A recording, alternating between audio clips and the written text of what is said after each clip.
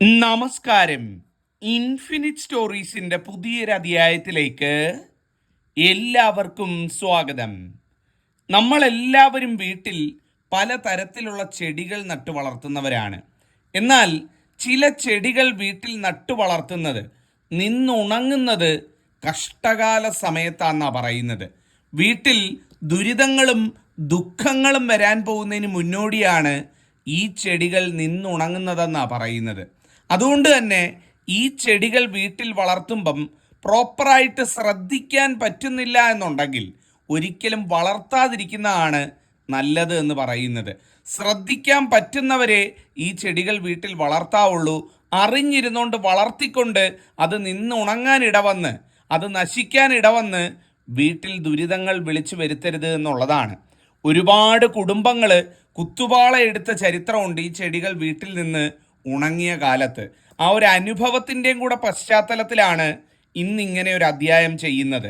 നിങ്ങളുടെ ആരുടെയെങ്കിലും വീട്ടിൽ ഞാൻ ഈ പറയുന്ന ചെടികൾ നിന്നുണങ്ങിയാൽ ഉടൻ തന്നെ ഞാൻ ഈ പറയുന്ന പരിഹാരം ചെയ്യണം, ചെയ്ത് മുന്നോട്ട് പോകണം. അല്ലെങ്കിൽ ഈ ചെടികൾ നിന്നുണങ്ങുന്നത് അതീവ ദോഷകരമാണ്.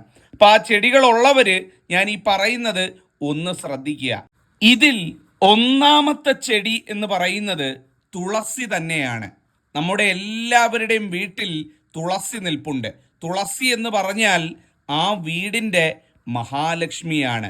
നമുക്ക് കൺകണ്ട മഹാലക്ഷ്മിയാണ് നമ്മുടെ വീട്ടിലെ തുളസിത്തറയിൽ നിൽക്കുന്ന, അല്ലെങ്കിൽ വീടിൻ്റെ വാതിലിന് നേരെ നിൽക്കുന്ന തുളസി ചെടി എന്ന് പറയുന്നത്.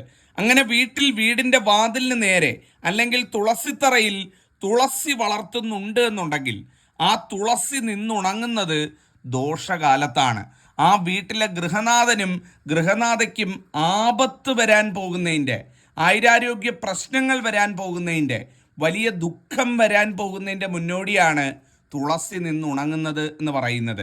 അതുകൊണ്ടാണ് നമ്മുടെ കാരണവന്മാർ പറയുന്നത് തുളസിക്ക് ചെറിയൊരു വാട്ടം തട്ടുന്നു, തുളസി നിന്ന് മുറ്റുകയാണ് എന്നുണ്ടെങ്കിൽ എത്രയും വേഗം ആ മുറ്റിയ തുളസി പിഴുതു മാറ്റി ഒരു നല്ല തുളസി തയ്യ് അതിന് പകരം അവിടെ നട്ടു വളർത്താൻ പറയുന്നത്. കാരണം നിന്ന് മുറ്റുകയോ മുറ്റി അത് ഉണങ്ങുകയോ ചെയ്താൽ, അല്ലെങ്കിൽ വാട്ടം തട്ടി പെട്ടെന്നൊരു ദിവസം അത് ഉണങ്ങിപ്പോവുകയോ ചെയ്തു കഴിഞ്ഞാൽ നമ്മൾ പരീക്ഷിച്ചുകൊണ്ടിരിക്കുന്ന വെറുതെയാകും, നിന്നുണങ്ങിയാൽ ദോഷമാകും എന്നുള്ളതാണ്. അതുകൊണ്ട് നിങ്ങളെല്ലാവരും വീട്ടിൽ തുളസിത്തറയിൽ തുളസി വളർത്തുകയാണെങ്കിൽ എപ്പോഴും ഒരു കണ്ണ് ആ തുളസിയുടെ മേൽ വേണം എന്നുള്ളതാണ്. നിങ്ങളില്ലെങ്കിൽ പോലും ആരെങ്കിലും ഒന്ന് വെള്ളം ഒഴിക്കാനായിട്ടൊരു ഏർപ്പാട് ചെയ്യുക. നിങ്ങൾ വരുമ്പോൾ അത് നിന്ന് കഴിഞ്ഞാൽ അതിൽ പരം ദോഷമില്ല. ഇനി നാച്ചുറലായിട്ട് അത് ഉണങ്ങാൻ പോവുകയാണ്, മുറ്റി ഉണങ്ങാൻ പോവുകയാണെങ്കിൽ ഒരു പ്രശ്നമില്ല. ഉണങ്ങുന്നതിന് മുമ്പ് തന്നെ മുറ്റ് കാണുമ്പം തന്നെ ആ മൂട് പിഴുതു മാറ്റി പുതിയൊരു തൈ മനോഹരമായിട്ട് കൊണ്ടുവന്ന് വെക്കുക. അറിഞ്ഞിരുന്ന ആരും ദോഷം വിളിച്ചു വരുത്തരുത് കേട്ടോ. ഇനി ശ്രദ്ധിച്ചില്ല എന്ന് പറയരുത്. ഉണങ്ങിക്കഴിഞ്ഞു കഴിഞ്ഞാൽ അത് നാശത്തെ വിളിച്ചു വരുത്തും, സംശയമില്ല. 100 അനുഭവങ്ങളുടെ പശ്ചാത്തലത്തിലാണ് പറയുന്നത്. അതുകൊണ്ട് എല്ലാവരും, എൻ്റെ പ്രേക്ഷകരെല്ലാവരും ഇന്ന് തന്നെ തുളസിത്തറയിലേക്കൊന്ന് നോക്കൂ. അങ്ങനെ ഉണ്ട് എന്നുണ്ടെങ്കിൽ ഇന്ന് തന്നെ അത് മാറ്റുക എന്നുള്ളതാണ്. ഇനി ശ്രദ്ധിക്കാൻ പറ്റിയില്ല, തിരുമേനി നിന്ന് ഉണങ്ങിപ്പോയി എന്നാണ് എന്നുണ്ടെങ്കിൽ നിങ്ങൾ നിങ്ങളുടെ വീട്ടിനടുത്തുള്ള ശിവക്ഷേത്രത്തിൽ പോയി ഗൃഹനാഥൻ്റെയോ ഗൃഹനാഥയുടെയോ പേരിൽ ഒരു പുഷ്പാഞ്ജലി നടത്തണം. മൃത്യുഞ്ജയ പുഷ്പാഞ്ജലി എന്ന് പറയുന്ന പുഷ്പാഞ്ജലി.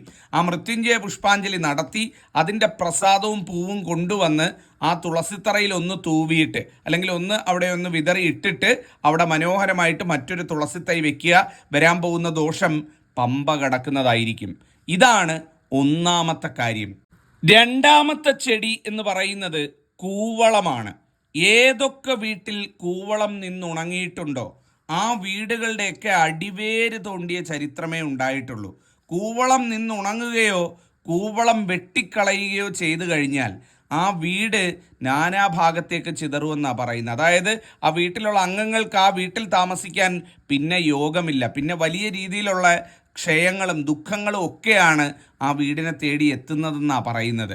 അങ്ങനെ ഏതെങ്കിലും വീട്ടിൽ കൂവളം നിന്ന് ഉണങ്ങുകയോ മറ്റോ ചെയ്തു കഴിഞ്ഞാൽ ഒരു ജ്യോത്സ്യ പണ്ഡിതനെ കണ്ട്, അല്ലെങ്കിൽ ഒരു ക്ഷേത്ര തിരുമേനിയെ കണ്ട് അതിനുള്ള പരിഹാരം എഴുതിച്ച് വാങ്ങിച്ച് നേരം നോക്കിച്ച് ആ വീടിന് വേണ്ട ദോഷക്രിയകൾ ചെയ്തിട്ട് വേണം പിന്നീട് താമസിക്കാൻ എന്ന് പറയുന്നത്.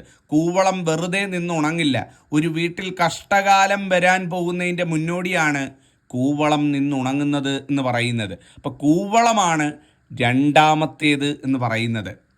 മൂന്നാമത്തേത് എന്ന് പറയുന്നത് കണിക്കൊന്നയാണ്. നമ്മളൊക്കെ വീട്ടിൽ വളർത്തുന്ന ഒരു ചെടിയാണ് കണിക്കൊന്ന എന്ന് പറയുന്നത്.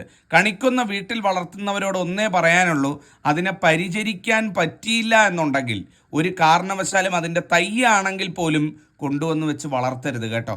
വീട് ക്ഷയിക്കും അത് നിന്ന് ഉണങ്ങിക്കഴിഞ്ഞു കഴിഞ്ഞാൽ. ഇനി എത്ര സമ്പത്തുള്ളവനാണ് എന്ന് പറഞ്ഞാലും കണിക്കൊന്ന വീട്ടിൽ വളർത്തി അത് ഉണങ്ങാൻ വന്നാൽ, ആ വൃക്ഷം നിന്നുണങ്ങാൻ അല്ലെ ആ ചെടി നിന്നുണങ്ങാൻ വന്നു കഴിഞ്ഞാൽ ആ സമ്പത്ത് പടിയിറങ്ങുമെന്നാണ് പറയുന്നത്. കോടീശ്വരനായിക്കൊള്ളട്ടെ, എത്ര വലിയവനായിക്കൊള്ളട്ടെ, കണിക്കൊന്ന അത്തരത്തിൽ കൊണ്ടുവന്ന് വെച്ച് നിന്നുണങ്ങാൻ വന്നാൽ അവിടം കൊണ്ട് സമ്പത്ത് ക്ഷയിക്കുകയായി, കഷ്ടകാലം വീട് കയറുകയായി എന്നുള്ളതാണ്. ഇനി അഥവാ ആർക്കെങ്കിലും നിയന്ത്രിക്കാൻ പറ്റിയില്ല, വീട്ടിൽ നിന്ന് ഉണങ്ങുകയാണ് എന്നുണ്ടെങ്കിൽ തീർച്ചയായിട്ടും വീട്ടിനടുത്ത് മഹാവിഷ്ണു ക്ഷേത്രം ഉണ്ട് എന്നുണ്ടെങ്കിൽ അവിടെ പോയി ഒരു ആയുർ സൂക്തം നടത്തുക. ആയുർ സൂക്തം നടത്തി ആ വീട്ടിലുള്ള എല്ലാ അംഗങ്ങളുടെയും പേര് നടത്തണം. അതായത് വീട്ടിൽ 5 പേരുണ്ട്, 5 പേരുടെയും പേരിൽ നടത്തുക. ആ പ്രസാദം വീട്ടിലോ പൂജാമുറിയിലോ കൊണ്ടുവന്ന് വെക്കുക എന്നുള്ളതാണ്. ഉണങ്ങിയാൽ കാത്തിരിക്കരുത്, എത്രയും വേഗം ചെയ്യുക എന്നുള്ളതാണ്. വലിയ രീതിയിൽ ദോഷമേൽക്കും എന്നുള്ളതാണ്. ഇതാണ് മൂന്നാമത്തേത് എന്ന് പറയുന്നത്. നാലാമത്തെ ചെടി എന്ന് പറയുന്നത് ഈ മുക്കുറ്റിയാണ്. ഈ മുക്കുറ്റി എന്ന് പറഞ്ഞു കഴിഞ്ഞാൽ എല്ലാ വീട്ടിലും വളരുന്ന ഒരു ചെടിയല്ല. ഈ മുക്കുറ്റി വളരുന്ന വീടുകൾ പൊതുവെ ഭാഗ്യം ചെയ്ത വീടുകൾ എന്നാണ് പറയുന്നത്. എന്നാൽ ഈ മുക്കുറ്റി ഒരു വീട്ടിൽ തുടരെ ഉണ്ടായിരിക്കുകയും പിന്നീട് ഈ മുക്കുറ്റി അപ്രത്യക്ഷമാകുകയും ചെയ്യുന്നത് കഷ്ടകാല നേരത്താന്നാണ് പറയുന്നത്. വർഷത്തിലെ 365 ദിവസവും തളിരും പൂവുമായിട്ട് നിൽക്കുന്ന ഒരു ചെടിയാണ്, സ്വമേധയാ വളർന്നു വരുന്ന ഒരു ചെടിയാണ്, ഈ സസ്യമാണ് മുക്കുറ്റി എന്ന് പറയുന്നത്. ഈ മുക്കുറ്റി നമ്മുടെ വീട്ടിലും പരിസരത്തും ഒക്കെ കാണുന്നുണ്ട്. എന്നാൽ ഒരു ദിവസം നോക്കുമ്പോൾ ഉണ്ട് വീട്ടിൽ മുക്കുറ്റി കാണുന്നില്ല, എങ്ങോ പോയിരിക്കുന്നു. ഇപ്പം എന്താ വീട്ടിൽ മുക്കുറ്റി ഇല്ലാത്തത് എന്നൊരു ചിന്ത വരികയാണ്. ആ മുക്കുറ്റി കാണാതാവുകയാണ്. മുക്കുറ്റിയുടെ ഒരു തിരോധാനം വീട്ടിൽ സംഭവിക്കുകയാണ്. മനസ്സിലാക്കുക, മുക്കുറ്റി ഉണ്ടായിരുന്നു കാണാതെ പോയിട്ടുണ്ട് എന്നുണ്ടെങ്കിൽ അത് കഷ്ടകാലം വരാൻ പോകുന്നതിൻ്റെ സമയം, അല്ലെങ്കിൽ വീട്ടിൽ ചില ദുഃഖ ദുരിതങ്ങൾ വരാൻ പോകുന്നതിൻ്റെ മുന്നോടിയായിട്ടാണ് എന്നുള്ളതാണ്. അങ്ങനെ സംഭവിച്ചു കഴിഞ്ഞാൽ ആരുടെയെങ്കിലും വീട്ടിൽ അത്തരത്തിൽ മുക്കുറ്റി മുമ്പുണ്ടായിരുന്നു, ഇപ്പോൾ ഒരെണ്ണം പോലും മഷിയിട്ട് നോക്കിയിട്ട് പോലും ഒന്ന് കാണുന്നില്ല എന്നുണ്ടെങ്കിൽ നിങ്ങളുടെ നേരെ ഒന്ന് നോക്കിക്കുന്ന ഏറ്റവും നന്നായിരിക്കും. ആ വീട്ടിലുള്ള പ്രത്യേകിച്ചും ഗൃഹനാഥൻ്റെയും നാഥയുടെയും സമയം നോക്കിക്കുന്നത് നന്നായിരിക്കും. അതീവ ദോഷകരമായിട്ടുള്ള സമയത്താണ് ഇത്തരത്തിൽ മുക്കുറ്റി അപ്രത്യക്ഷമാകുന്നത് എന്ന് പറയുന്നത്. ഇതാണ് നാലാമത്തേത് എന്ന് പറയുന്നത്. അടുത്തത് അഞ്ചാമത്തേത് എന്ന് പറയുന്നത് മന്ദാരം നിന്നുണങ്ങുന്നതാണ്. ഈ മന്ദാരം എന്ന് പറയുന്നത് സാക്ഷാൽ മഹാവിഷ്ണു ഭഗവാനുമായിട്ട്, ശ്രീകൃഷ്ണ ഭഗവാനുമായിട്ട്, ഗുരുവായൂരപ്പനുമായിട്ടൊക്കെ ചേർത്ത് പറയുന്ന ഒരു സസ്യമാണ്, ഒരു പൂച്ചെടിയാണ്. ഭഗവാൻ ഏറ്റവും പ്രിയപ്പെട്ട പൂക്കളിലൊന്നാണ് മന്ദാരം എന്ന് പറയുന്നത്. ഒരു വീടിൻ്റെ മുന്നിൽ മന്ദാരം പൂത്ത് തളിർത്ത് നിന്നു കഴിഞ്ഞാൽ ആ വീട് വാനോളം ഐശ്വര്യം നിറയുമെന്നാണ് പറയുന്നത്. ആ വീട്ടിൽ എല്ലാ ഐശ്വര്യവും കിട്ടുമെന്നാണ് പറയുന്നത്. ആ വീട്ടിലുള്ള മക്കൾക്കുയർച്ച, ആ വീട്ടിലെ സ്ത്രീ പുരുഷന്മാർക്ക് സന്തോഷം, സമാധാനം, സകല ഐശ്വര്യം, സമ്പത്ത് എല്ലാം വരുമെന്നാണ് പറയുന്നത്. അതുകൊണ്ടാണ് എല്ലാവരും വീടിൻ്റെ ഫ്രണ്ടിൽ, ഗേറ്റിൻ്റെ അടുത്തോ അല്ലെ വീടിൻ്റെ മുന്നിലോ ഒക്കെ ആയിട്ട് മന്ദാരം വളർത്തുന്നത് കാണാൻ പറ്റും. വേറെ ഒന്നുമല്ല, ഐശ്വര്യമാണ് അതിൻ്റെ ലക്ഷണം എന്ന് പറയുന്നത്. എന്നാൽ ഈ മന്ദാരം വളർത്തുന്നവർ പരിചരിക്കണം കേട്ടോ നല്ലോണം. ഏതെങ്കിലും സാഹചര്യവശാൽ ഈ മന്ദാരം നിന്നുണങ്ങിക്കഴിഞ്ഞാൽ, നേരത്തെ തുളസിയുടെ കാര്യം പറഞ്ഞ കണക്കാ, ആ വീട്ടിൽ അന്ധകാരം കയറുമെന്നാണ് പറയുന്നത്. ആ വീട്ടിൽ ദുഃഖം നിഴലിക്കുമെന്നാണ് പറയുന്നത്. ഒരുപാട് രീതിയിലുള്ള പ്രയാസങ്ങൾ ആ വീടിന് വന്നു ചേരുമെന്നാണ് പറയുന്നത്. മന്ദാരം വളർത്തു ഇത്ര വർഷം വേണമെങ്കിലും അത് നശിക്കാതെ അവിടെ നിന്നുകൊള്ളും. അതങ്ങനെ പരിചരിച്ച് കൊണ്ടുപോകണമെന്ന് മാത്രം. ഇടയ്ക്കൊക്കെ ഒന്ന് ഒരുപാട് കാട് പോലെ ആയിക്കഴിഞ്ഞാൽ ഒന്ന് വെട്ടിയൊക്കെ ജലമൊക്കെ ഒഴിച്ചൊക്കെ ഒന്ന് നിർത്തണമെന്നേ ഉള്ളൂ. വളർത്തുന്നവർ അത് ഉണങ്ങിപ്പോകാതിരിക്കാൻ പ്രത്യേകം ശ്രദ്ധിക്കുക എന്നുള്ളതാണ്. മറ്റൊരു ചെടി എന്ന് പറയുന്നത് അശോകമാണ്. ഈ അശോകം എന്ന് പറയുന്നതിൻ്റെ അർത്ഥം തന്നെ മനസ്സിലാക്കുക, ശോകമില്ലാത്ത, അല്ലെ ശോകത്തെ ശമിപ്പിക്കുന്നത് എന്നൊക്കെയുള്ള രീതിയിലാണ്. ഭഗവതി പ്രീതിക്ക് ഏറ്റവും പേരുകേട്ട പുഷ്പമാണ് അശോകം എന്ന് പറയുന്നത്. സാക്ഷാൽ മഹാലക്ഷ്മി തുല്യായിട്ടുള്ള ശ്രീ പാർവതിയുടെ ചൈതന്യം ഉൾക്കൊള്ളുന്ന വൃക്ഷമാണ് ഈ അശോകം എന്ന് പറയുന്നത്. ആരുടെയെങ്കിലും വീട്ടിൽ അശോകമുണ്ട് എന്നുണ്ടെങ്കിൽ അത് വെട്ടിക്കളയരുത് കേട്ടോ. നിങ്ങളുടെ ഏറ്റവും വലിയ ഭാഗ്യമാണ്, നിങ്ങളുടെ വീടിൻ്റെ ഭാഗ്യമാണ് ആ അശോകം എന്ന് പറയുന്നത്. നിങ്ങൾക്ക് ആരുടെയെങ്കിലും വീട്ടിൽ നിൽപ്പുണ്ടോ അശോകം? ഉണ്ടെങ്കിലൊന്ന് പറയണേ. അറിയാൻ കഴിയുന്നത് തന്നെ മഹാഭാഗ്യമാണ്. ആ വീട് ഐശ്വര്യമുള്ളതാണ്. ഐശ്വര്യമുള്ളവർ താമസിക്കുന്ന വീട്ടിലാണ് ഈ അശോകം നിൽക്കുന്നത് എന്ന് പറയുന്നത്. അപ്പോൾ ആ അശോകം ഒരിക്കലും വെട്ടിക്കളയരുത്. വെട്ടിക്കളഞ്ഞാൽ കണ്ണീര് തോരത്തില്ലെന്നാണ് പറയുന്നത്, ശോകം നിറയുമെന്നാണ് പറയുന്നത്. ശോകത്തെ ശമിപ്പിക്കുന്ന അശോകം ഇല്ലാതായ ആ വീട്ടിൽ ശോകവും ദുഃഖവും സങ്കടവും കണ്ണീരും നിറയുമെന്നാണ് പറയുന്നത്. അതുകൊണ്ട് ഒരിക്കലും വെട്ടിക്കളയാനോ നിന്നുണങ്ങാനോ, നിൽക്കുന്നുണ്ട് എന്നുണ്ടെങ്കിൽ അതിനെ പരിചരിക്കുക, നിൽക്കുന്നുണ്ട് എന്നുണ്ടെങ്കിൽ അതിനെ വെട്ടിക്കളയാതിരിക്കുക. ഏറ്റവും ഐശ്വര്യം കൊണ്ടുവരുന്ന ചെടിയാണ് അശോകം എന്ന് പറയുന്നത്. അറിഞ്ഞിരുന്ന ആരും ആ തെറ്റ് ചെയ്യരുത് എന്നുള്ളതാണ്. അടുത്ത ഒരു വൃക്ഷം എന്ന് പറയുന്നത് നെല്ലിയാണ്. സാക്ഷാൽ മഹാവിഷ്ണു ഭഗവാന്റെ കണ്ണുനീരിൽ നിന്ന് ഉത്ഭവിച്ച വൃക്ഷമാണ് നെല്ലി എന്ന് പറയുന്നത്.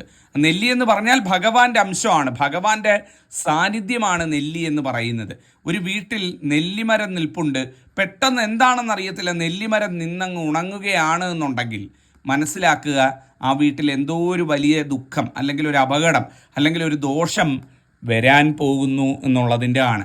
ജീവിതത്തിൽ അത്തരത്തിൽ നെല്ലി ഏതെങ്കിലും വീട്ടിൽ നിന്ന് ഉണങ്ങിയിട്ടുണ്ട് എന്നുണ്ടെങ്കിൽ നിങ്ങളൊരു ജ്യോതിഷ പണ്ഡിതനെ കണ്ട് നേരം നോക്കിച്ച് ഇങ്ങനെ നെല്ലി നിന്ന് ഉണങ്ങിയിട്ടുണ്ട് എന്നുള്ള കാര്യം പറഞ്ഞ് തന്നെ പ്രത്യേകം നേരം നോക്കിക്കണം.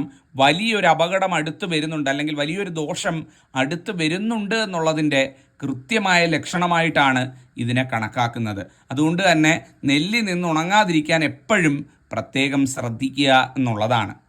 മറ്റൊരു വൃക്ഷം എന്ന് പറയുന്നത് ശംഖുപുഷ്പമാണ്. നമ്മളെല്ലാം വീട്ടിൽ വളർത്താൻ ആഗ്രഹിക്കുന്ന, കൊതിച്ചു കൊണ്ടുവന്ന് വെക്കുന്ന ഒരു ചെടിയാണ് ശംഖുപുഷ്പം എന്ന് പറയുന്നത്.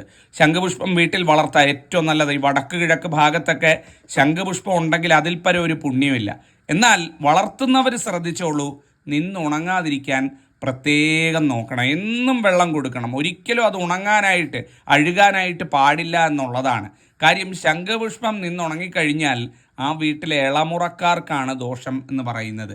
ആ വീട്ടിലെ മക്കൾക്ക്, ഏറ്റവും ഇളയതായിട്ടുള്ള ആളുകൾക്കാണ് അതിൻ്റെ ദോഷം ഏൽക്കുന്നത് എന്നാണ് പറയുന്നത്. കൊച്ചുമക്കൾക്കൊക്കെയാണ് അതിൻ്റെ ദോഷം.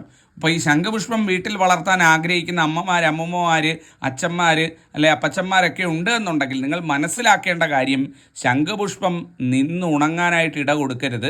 അത് നല്ലോണം വളർത്തുക. ഒരുപാട് കാടായി കഴിഞ്ഞാൽ വെട്ടി നിർത്തുക. വെട്ടി നല്ല വെള്ളമൊക്കെ കൊടുത്ത് ഭംഗിയാക്കി നിർത്തുക. വളർത്തുന്നെങ്കിൽ പരിപാലനത്തോടു കൂടി വളർത്തുക. ഇല്ല എന്നുണ്ടെങ്കിൽ പൂർണ്ണമായിട്ടും അത് ഒഴിവാക്കുക. നിന്ന് കരിയാനായിട്ടൊരിട കൊടുക്കരുത് എന്നുള്ളതാണ്. അങ്ങനെ ഇങ്ങനെയൊന്നും നിന്നുണങ്ങത്തില്ല, പക്ഷേ ഉണങ്ങിയാൽ അതിൻ്റെ ദോഷം വലുതാണ് താനും.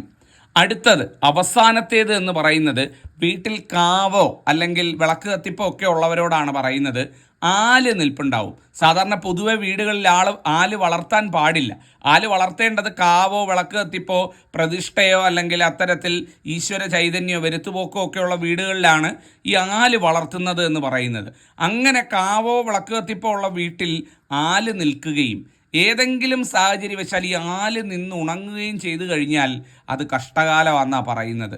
ആ വീട് ക്ഷയിക്കാൻ പോവുകയാണ്. കുടുംബത്തിൽ വലിയ ദോഷം വരുന്നതിൻ്റെ ലക്ഷണമായിട്ടാണ് പറയുന്നത്. ചിലപ്പോൾ ഒരു കുഴപ്പമില്ല, നല്ല ആരോഗ്യവാനായിട്ട് നിൽക്കുന്ന ആല് പെട്ടെന്ന് ഇടിവെട്ടിയിട്ട് മണ്ട പോയി നിന്ന് ഉണങ്ങും. അങ്ങനെയൊക്കെ സംഭവിക്കാറുണ്ട്. അതൊക്കെ ദോഷ സമയത്താണെന്നാണ് പറയുന്നത്. അങ്ങനെ സംഭവിച്ചു കഴിഞ്ഞു കഴിഞ്ഞാൽ അവിടുത്തെ പ്രതിഷ്ഠയായിട്ട് ബന്ധപ്പെട്ട് പ്രശ്നം വെക്കുക തന്നെ വേണം. ദേവപ്രശ്നം വെക്കണം. അതിന് എത്ര രൂപ ചിലവായാലും ജ്യോതിഷ പണ്ഡിതരെ കൊണ്ടുവന്ന് അവിടെ നോക്കിച്ച് അതിനെന്താണ് പരിഹാരക്രിയകൾ എന്നുള്ളത് ചെയ്യുക. എവിടെയെങ്കിലും കുടുംബ തരത്തിൽ വിളക്ക് കത്തിപ്പോ കാര്യങ്ങളോ ഉള്ള വീടുകളിൽ ആല് നിൽപ്പുണ്ട്, ഇടിവെട്ടി പോവുകയോ അല്ലെ നിന്നുണങ്ങുകയോ ചെയ്തു കഴിഞ്ഞാൽ അത് ദുസൂചനയാണ്. അതിനുള്ള പരിഹാരം ചെയ്യാതെ പോകരുത്. തലമുറകൾക്ക് അതിൻ്റെ ദോഷം വരും എന്നുള്ളതാണ്. ഇതാണ് അവസാനത്തേത് എന്ന് പറയുന്നത്. അപ്പം ഞാൻ ഈ പറഞ്ഞ ഏകദേശം 8-9ഓളം ചെടികൾ വീട്ടിൽ വളർത്തുന്നവരുണ്ട് എന്നുണ്ടെങ്കിൽ ഒന്ന് പ്രത്യേകം ശ്രദ്ധിക്കുക. ഉണങ്ങിയാൽ ഞാൻ ഈ പറഞ്ഞ കാര്യം മറക്കാതിരിക്കുക എന്നുള്ളതാണ്. അപ്പോൾ ഇത് പറഞ്ഞുകൊണ്ട് ഇന്നത്തെ അധ്യായം അവസാനിപ്പിക്കുന്നു. എന്തെങ്കിലും സംശയങ്ങളുണ്ടെങ്കിൽ ചോദിക്കാം. ജഗദീശ്വരനെ അനുഗ്രഹിക്കട്ടെ. നന്ദി, നമസ്കാരം.